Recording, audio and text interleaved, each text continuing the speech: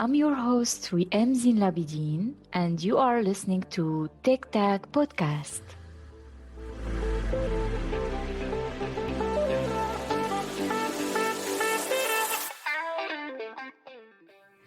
Today's episode is a bit different. I usually interview people, and today, Kit Langton, my guest from the episode 13, is going to interview me. So I will share about my journey. This was actually an idea from my former colleague, Jenia. I want to thank him. Thank you, Jenia, if you are listening.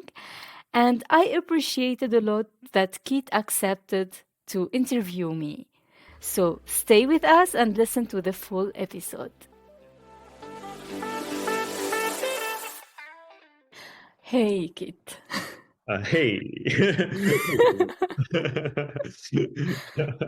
It's been some time, and now the tables are turned, and I'm the Wiem today. Welcome to Tech Talk. I am the honorary Wiem, interviewing here with me. Let me check my notes. Wiem. So it's great to have you on your podcast. How are you feeling today? First, thanks for accepting to interview me. I feel weird, but okay. Let's zoom in to the source of the weirdness. Why the weirdness, Wiem? Why do you feel weird? What is it actually? Because I am being interviewed. Oh no, you're not used to that. Yes. You're the interviewer. It's a pleasant experience. I was interviewed by Wiem once. For Wiem myself, and it was a very pleasant experience. So I don't think you have anything to worry about. I'm sure that it's going to be a fun experience. I think so. You'll get used to it. And if not, we'll throw it in the bin. We'll delete it. No one will know. We'll try again, again and again, day by day, until we get it right. But yeah. So did you work today at some computer company? Yes. I am currently working for LiveIntent. Are you some kind of Scala developer then? Some sort of functional Scala developer? And you provide your services to this tech company? Yes, I am a backend Scala developer, and we use a lot Zio. And they also encourage us to attend Scala conferences. And yeah. And you've been, okay, let me zoom out. Because yes, I first came into awareness of you existing well before you ever knew I was a programmer on the earth, because you'd given a bunch of talks, and I forget exactly which ones I'd seen. Probably maybe one with you and John DeGoes on STM. Yes. I think you gave a talk. Warsaw. I just watch a bunch of YouTube Scala talks all the time, so I probably maybe have seen you in a handful of them by now. They all sort of blend together, but yours are certainly more lively than most. As someone who watches a lot of technical talks, it is always much appreciated when someone seems energetic or energized or excited. But yeah, your passion definitely came through, and also just the fact that being also a committer on the Zio open source project. And trying to crawl my way up the leaderboards on the commit counts. I think you are near the top. You were really there at the beginning, getting in your commits. So you were my high score adversary, sort of like on the arcade machine. You're up there, and I think you're still way above me. What drives you to be involved in these things, right? You're clearly very passionate. You're working on open source. You're giving talks. Not every developer does that. Most just sort of clock in, clock out. Then I don't know, watch some Netflix. I'm not sure what most of society does. They have a good time. What drives you to become more involved in this public way? I actually started when I was in Tunisia, like about the whole Scala thing. In Tunisia, Scala wasn't popular. And like after university, I supposed to look for a job, but I had some social situation that prevent me. And after a year, no one wanted to hire me because I didn't do anything after I got graduated. And there is a former classmate mentioned that he's working in a company that they are learning a new programming language, Scala. And they would it would be an opportunity for me. They would, because not many people would take the risk to work with a programming language that it is not popular in Tunisia, and you have to work only in that company. And they would accept people to work for them, and also I have to work like as an internship for free. They wouldn't pay me, I mean. And but then later, if I pass the probation period, I will start my my job there. And I accepted because I was really looking for a job mostly for money. I was in a situation where I needed to provide money. It's mostly like for a lawyer. I was like, yeah, I was like in a very difficult situation. And then I say, okay, I will be patient for like, I think 2 months of internship. I will be patient. I will try my best to show like the first impression and to get accepted to get this job. And then I started learning about Scala, and my former my classmate who was working with me helped me a lot to learn Scala. We were like watching Martin Odersky course, and we have a Java program that we are migrating it to Scala. And this company was a German company. They have one office in Tunisia. After that, I got accepted to have the job, and finally I solved my social issues. And it's been very difficult. But then when I started learning Scala, I started having it as a cope mechanism, really to survive. Like I was focused more on into my work, and then I started really to like it. And then I was looking for opportunities how to learn more. I started to get some suggestions from my German friends, colleagues who were working with me. They told me there are conferences you can join if you want.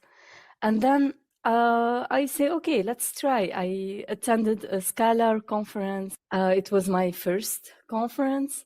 And then when I joined it, I got very disappointed about myself, about my English. I realized that because we don't practice English in Tunisia. We just learn it in school.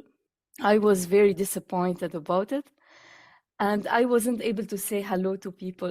Like I say hello, I smile, and that's it. I don't know what to do next. I mean, that's not so different from other people at programming conferences, you know, even whose English is the first language. Sometimes people can be shy. So maybe you blend it in. But no, I see. That's very interesting. Sorry, keep going. Yeah, exactly. And when the problem was also that I wasn't able to understand the talks. And this was like, I remember a moment that I was in the hotel room. I was thinking, I spent a lot of money to come here. Mm-hmm. And I wasn't able to understand. And I was thinking, like, should I give up everything? Like, it's like, because I realized it's like, oh my God, I am very far. What should I do?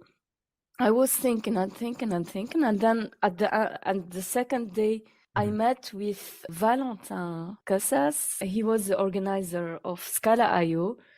And when I said hi to him, and he was from France, so I was able to talk to him a bit in French. And he told me that there is going to be a conference in November, and we were in April at that time. So feel free to join, and you are welcome, etc. And when he told me that, I was thinking, because I was thinking when I will go back to Tunisia, I will just continue crying about myself, and then think that no, it's no way.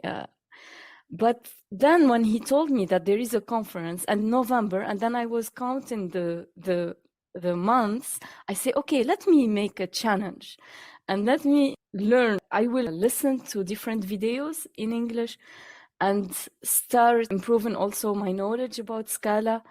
And I should be ready for the conference in November, and I should be able to understand the talks. So I started this challenge, and I started after like solving my issue, my financial issue for the initial purpose of having a job. I started saving money for conferences. And when I went to that conference in November, I was happy to be able to understand the talks. I was happy also to participate on open source project. I was able to contribute. And then I got interviewed in that conference. And then I got accepted. And it was in Paris. And then I moved to Paris, and then it started becoming easier to go to conferences. So I started to, whenever there is a conference, I tried to go. I went to many also meetups, and the first time I talked to John Dugos, it was in 2018.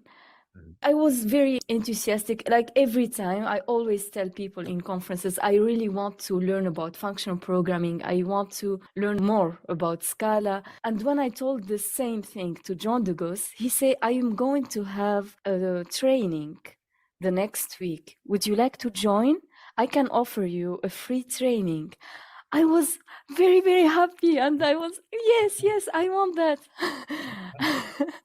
And then it was 5 days workshop. And that workshop changed my life, I feel, because I really learned a lot about function programming. I started to contribute on Scala Z8 when Zio Effect was there. With that, I started contributing on Zio with John's guidance, and then we moved it to Zio. And this is how it started. I think I talked a lot. No, that was amazing. I did not. Why would I stop you from talking on my podcast? But no, that was amazing. There's definitely a lot I want to get back into. I mean, one theme that I noticed, maybe let me know if this sounds like it's true about yourself, but it seems like you work very well under pressure or are motivated by pressure. First of all, you had that 2-month-long internship where you needed money, but you took it anyway because it seemed maybe like the best option, maybe the best money at the end. A programming job certainly is a pretty decent wage. But even though you were in this financial pressure, you took that. So not only just did you want to impress your boss to get the job in the first place, but there was also this additional aspect of some situation you needed to get out of, and you kicked butt there. And then also you had this other experience where you went to a conference, maybe it didn't go so well, and then you had the second conference and you set another deadline for yourself, and then just sort of kicked butt and just learned kung fu essentially in I don't know in your house, learned English for this. Like that's deeply impressive. Is that something that you sort of like seek out, these sort of time pressured situations, or is it just a coincidence? I mean, you seem to at least thrive in those situations, whether or not they're desirable.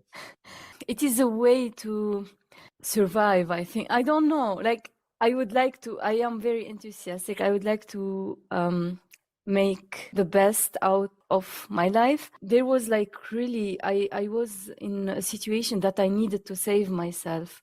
Like the situation was that I was going out from my divorce. It wasn't easy to get my divorce, so I have to go through a lot of like lawyers process, etc. And I needed to find a way to save myself, also to go to Europe. And whenever I see there is a shiny light, I jump. I know that it is better than my current situation. Like even it is bad, even like for example, the internship, it was free. But I needed, like, it is a light, because I went through different interviews before that, and they didn't accept me. They sometimes tells me there is no way to get a job because you had the whole year you didn't work. And but this maybe like I go faster when I have to save myself. But if things get comfortable, maybe I wouldn't look for the light because I am in the light. But when it is dark, I need to go and save myself. Maybe, I don't know.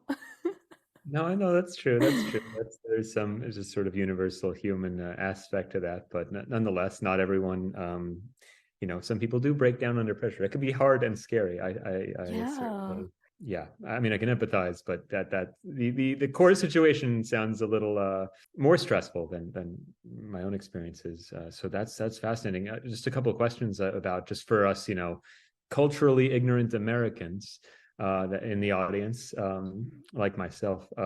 So Tunisia, French-speaking country. I'm not sure if that's sort of the first language. Was that the common language? Second language. The first language is Arabic, and the second language is French. So it was a French colony at some point. Yeah. Yes, they got their hooks in there. Taught everyone French and got out of there. So I assume maybe for various reasons, is divorce would be a more difficult bureaucratic procedure than in other countries. Like in America, you can get divorced every day if you wanted to, probably. In certain places, just go into a Kinko's and then you're done. But was that sort of I'm guessing an onerous process, both like bureaucratically and just culturally, socially, in every way? Yes. Yeah. Yes. Even my family got tired of people, like not only me, because of like the social judgments. That's a bummer. Okay, so Scala kind of became not only this way to get the financial support, but I think you were also saying it kind of became a coping mechanism. So you just sort of like used it to.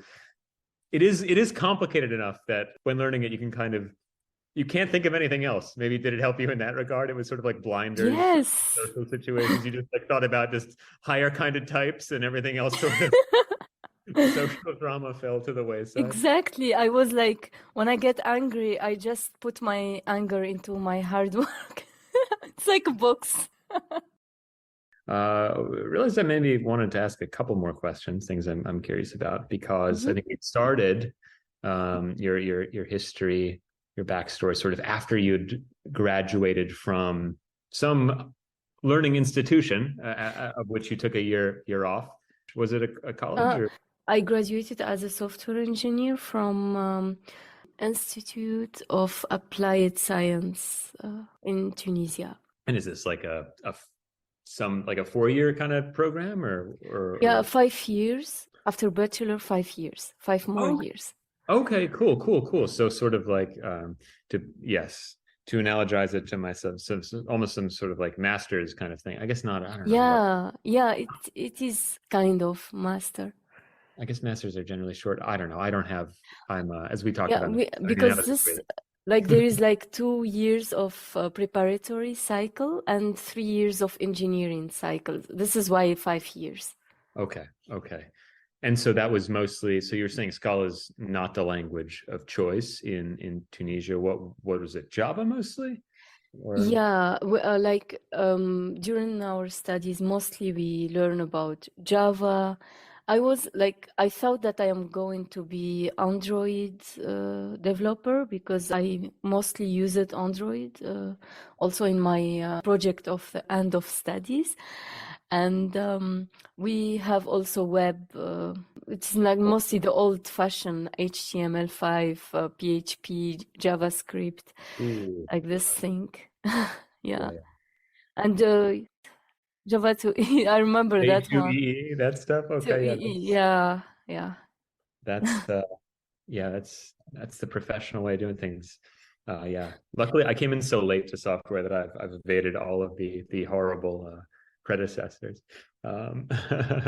But so I guess my question then would be, what brought you there? What brought you to let's go even earlier in the timeline? Why technicals? Why the technical program? Why the computer science? Computer science focus? Yeah. Actually, in Tunisia, a computer science branch or specialty appeared 1 year before I went to it. So I was the second promotion. So we didn't know what is the future of computer science. Like we weren't as advanced as in Europe or America. We don't know what is the future of if I would take this specialty. And actually I didn't have a lot of choices because normally I can choose science or languages or something. But I wasn't very good in school. I was really not that good. Right. and like because it was a new major, they had to give it to me because my score wasn't high enough. So when I got that, I wasn't also interested into it, and I didn't have a special interest. Only, I think I will go back to your what you said earlier. Maybe when someone challenged me, maybe when I get angry, I got more because there is a teacher who made a joke, like it was in a programming course. Mhm. Everyone was thinking how to solve the problem, and then he made a joke. He said, "We aim, we'll solve it," and everyone started laughing because, like, the class wasn't a lot of people. Like it was maybe 12 or 14 people. So, and I was the latest in the class. So, so people, when they laughed, I also laughed with them. And because I know I wasn't in the mood to study. I was laughing with them, but then later it came to my mind. I asked if I am not good in programming because I am not good, really good at it, or because I didn't try. And then I found out, no, I never tried to even study anything. I say, okay, let's give it a chance. Let's study it. Let's focus on it. And I will show that teacher that I can do it. And it was a short period of time that I found it fun and very nice. And I started to improve, and the teacher was proud of me. And I got Did he say it validation. again the same thing? Did he say, let's have Wiem do it, and everyone sternly, waited for your lesson to the class? No, but actually, what happened, sometimes I detect errors, really. Like the teacher was writing the algorithm, and then I say, no, it should be this way. There is like a small thing. And then, like, he needs some thinking about it. And then he started thinking, and I say, yeah, oh, she's my student. Like, he was proud of it. Oh, that's awesome. Like without this improvement, I wouldn't get my bachelor degree, I think, because I was really not good at school. Mhm. And it's also changed the way how I saw my studies. That's cool. So yes, the best way to get you to do something is to challenge you. Yeah, yeah, it seems Just true. Yeah. search your honor, and then you'll prove them wrong. That works. Yeah, that sounds very motivating, actually. I mean, I empathize. I think I talked about it last time. I was an awful student. It's hard to care, but yeah, that's.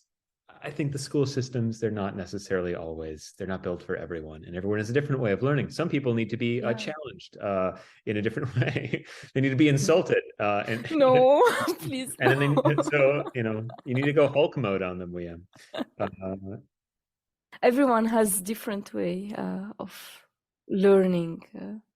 I agree.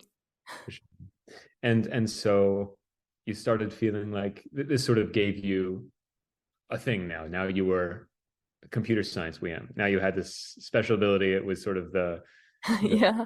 the talents you had that could get you by, that could get you graduated. And then afterwards, you just decided to double down and then join this longer program for specifically computer science after sort of, or was that already part of that? After computer science, we have to choose which university to study on. Mhm. And then actually, me and my friend, we were like looking, and we don't have any example, any role model. And we think, okay, let's check the closest university at our place. So, and this is like when we take that, it was a good option. By coincidence, it was a good option.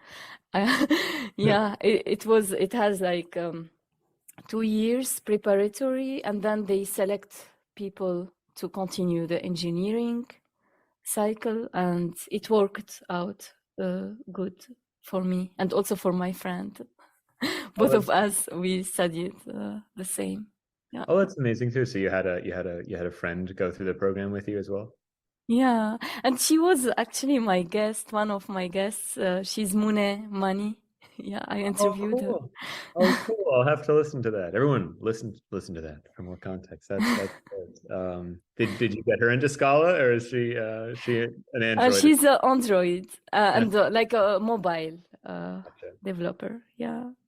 I'm guessing that's kind of just one of the bigger markets in Tunisia. Yeah, and she's actually in Dubai now. Okay, cool.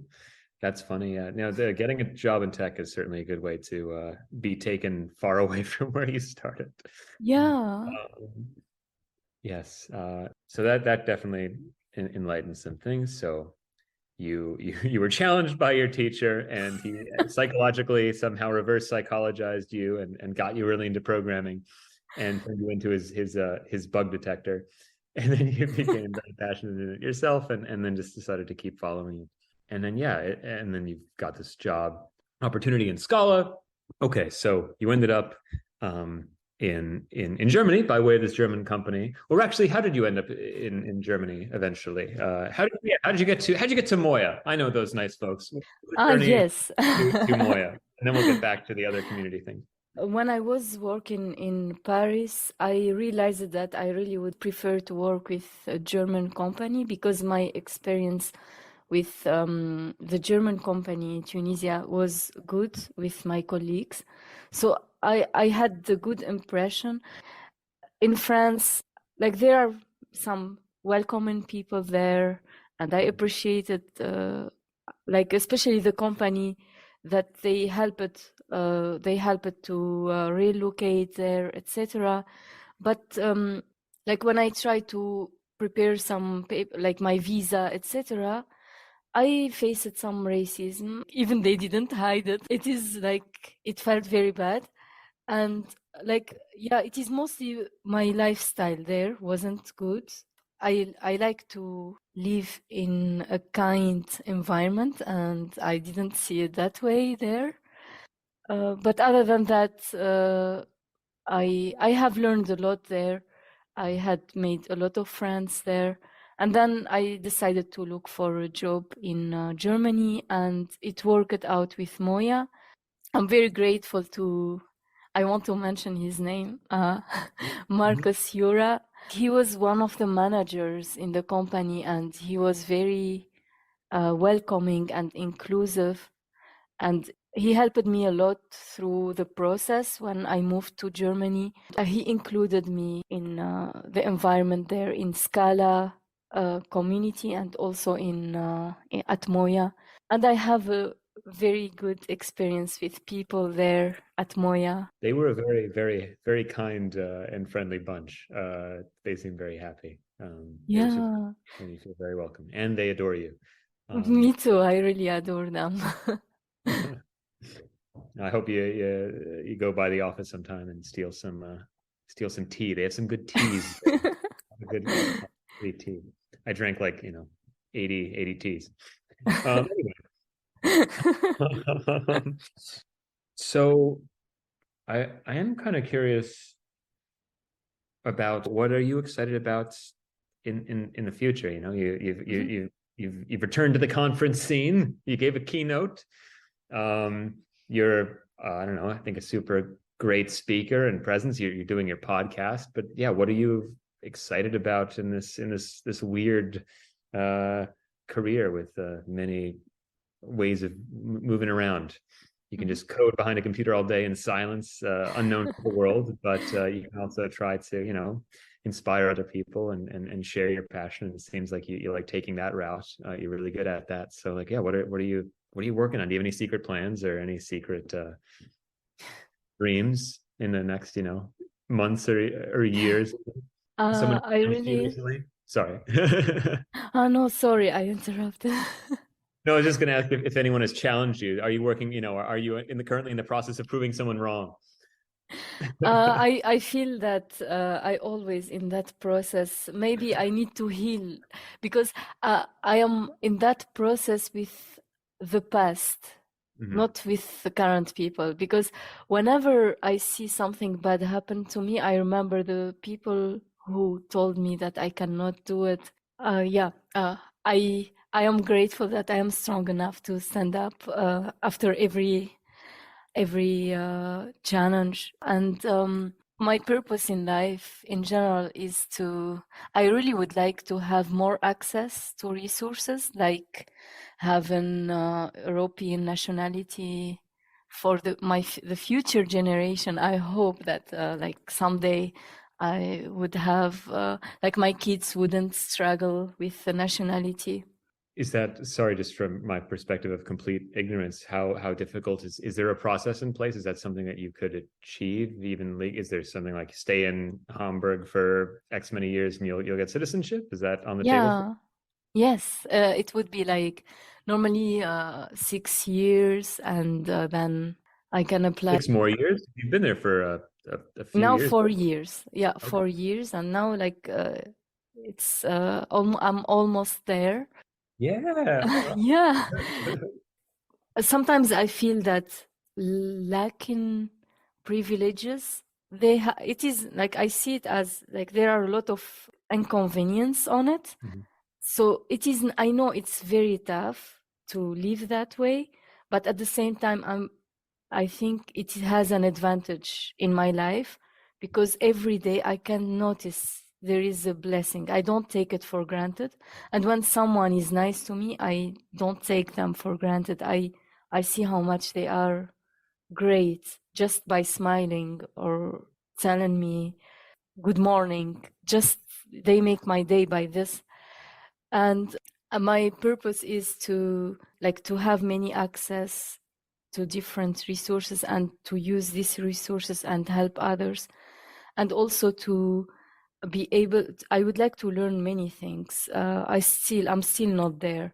Many different things related to tech, and someday if I will achieve a point that I can stop working and then I travel the world and do some trainings for free or things like this. It helps me, like when I feel that I made a change in someone's life or I just inspire them or something like this. This is why also I am having this podcast. I want to share different voices. Like everyone has different experience, and life doesn't have to be difficult. And it has been difficult for me.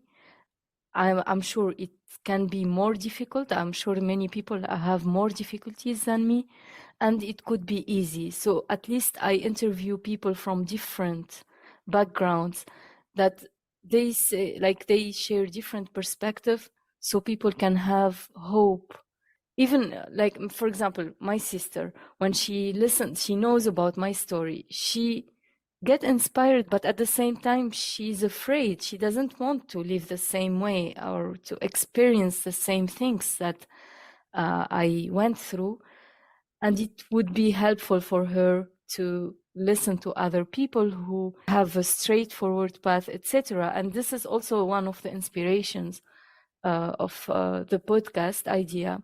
So at least like there are different stories, and by just listening to them, it gives more hope for others and inspiration. And every day I remember that we are mortal, and I enjoy the day as much as I can. It is a challenge because every day there is this possibility. And yeah, it's like I am living in a hotel. I have to enjoy my stay as much as I can. Eat all the free croissants you can. Exactly. Yes. And it applies. I'm an opportunist. Like if there is an opportunity that shines, I just jump into it. For example, when they invite me to conferences, before when I was like very, very into going there, sometimes they say like someone like close friends say maybe they invite you just because the picture, like a woman. I say I don't care. I want to be there. I don't care. Like if for me, I want to go there because I know there is a lot of opportunities there. If I go there, I will meet with interesting people. I'm going to also, when I show up, I noticed that more women show up, because I got once a message that a woman asked me if I am in that conference so she can come.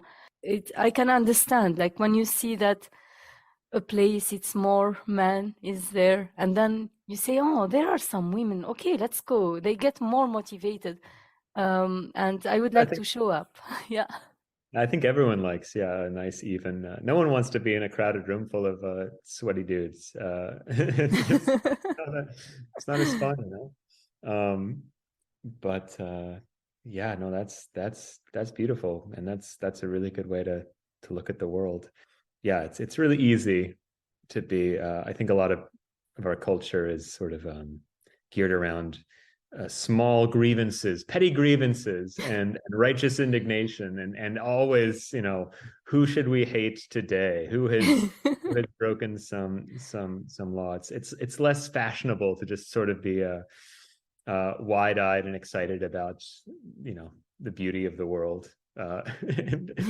Mundane, quotidian, daily, lovely little events. Someone smiling at you, saying hello, which on the streets of New York would actually be a rare occurrence, but whenever it does happen, my wife is good at eliciting that from folks. She eagerly smiles at everyone who passes, and I'm like, we'll be walking together, and I'll see somebody walking towards us, and I'll see them smiling. I'm like, why is that person smiling at me? No one ever smiles. Then I realize, my wife smiled at them first. She cracked their egg. Anyway, so yeah, just that, and it can be hard, especially if you're in the suction of the computer all day. So that's really admirable, and I think keep shining your happy smile at people, and inviting them to do cool things, and inviting them on your podcast, inviting them to break out of their shell and share their little story. We all have a little story, and it's easy to forget that everyone has a reason for doing what they're doing, and they feel justified in everything that they're doing, and they are in a lot of ways, and it's hard, Yeah. And we all die. That's the key. That's what you said. we are deeply mortal. So, and it's the motivation why we have to forgive, to apologize when we make mistake, when we because we don't know, like, we should enjoy the people around us and make sure that we are nice to them. Yeah, basically every time I've ever judged someone ahead of time, or assumed that they're, they stink in a variety of ways, if I had the opportunity, if I was lucky enough to get the opportunity to learn more about them or spend some one-on-one time with them, it turns out, they're just as complicated and interesting and nuanced and funny and sweet and troubled as any other Mo.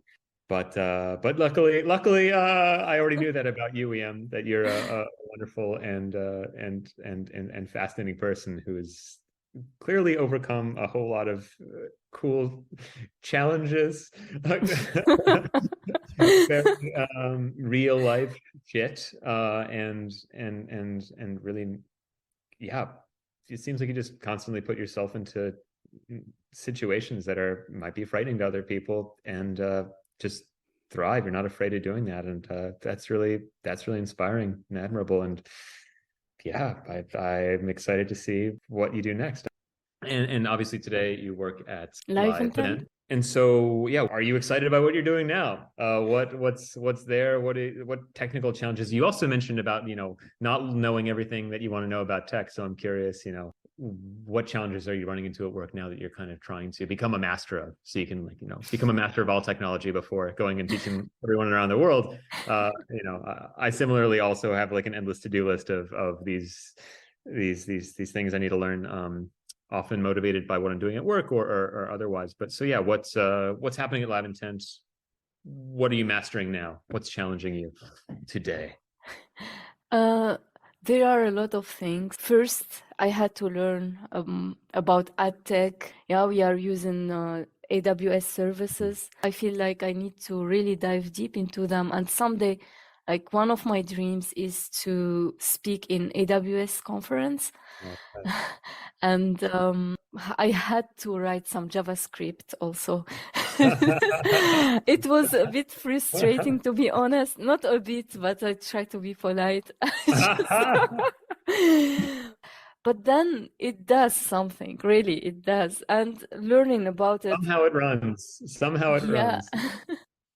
So, and I think putting the effort to learn things, to be curious and try, okay, let's start to understand things. And also the challenging part at work in general is the product perspective, because I most of the time dive deep into technical details and I miss the big picture.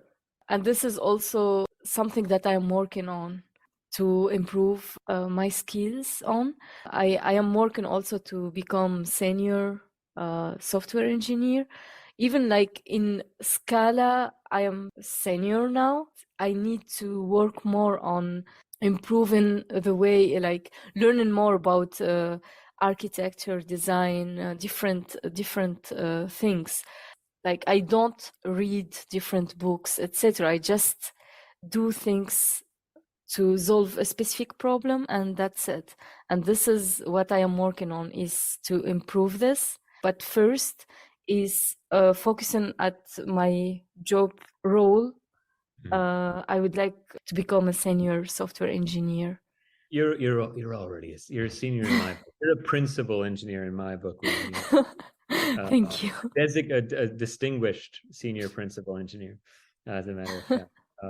Yeah, I'm sure you know all those titles are so strange, but yeah, I mean, I definitely agree. Be driven by if you generally are curious about these things, learning more about architecture, DevOps, deployment, how these systems get rolled. And I'm sort of in a very similar situation myself, where I'm a single node kind of guy. You know, I really like Scala. I know a lot about Scala. I know a lot about concurrent programming on a single machine. But yeah, when it comes to Kubernetes, you know, I've fled the YAML files historically because it didn't bring me joy. YAML did not spark joy like you know, Lambdas did.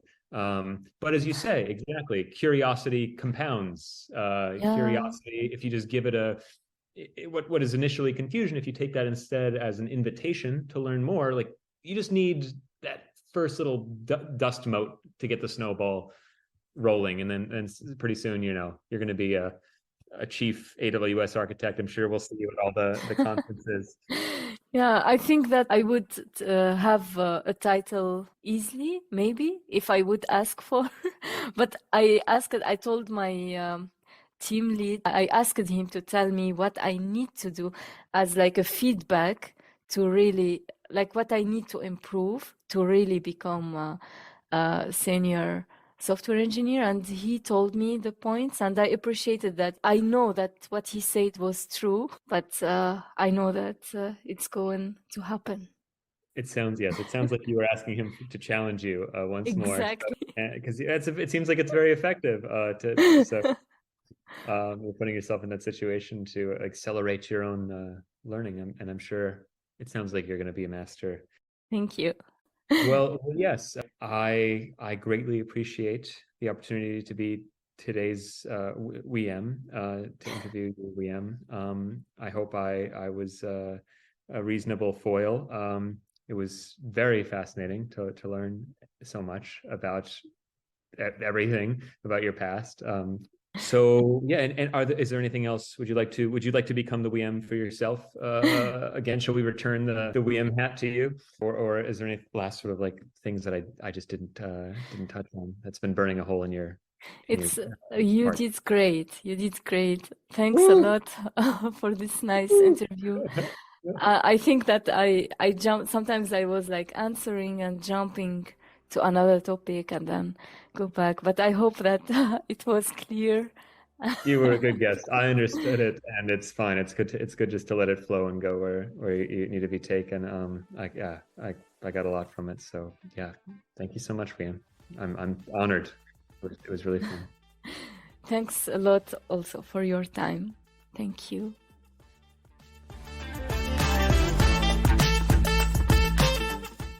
I'm looking forward to our next episode with a new guest and new inspiring story. Until then, Stay safe and stay tuned to our next episode. Tic Tac, tackle the inspiration.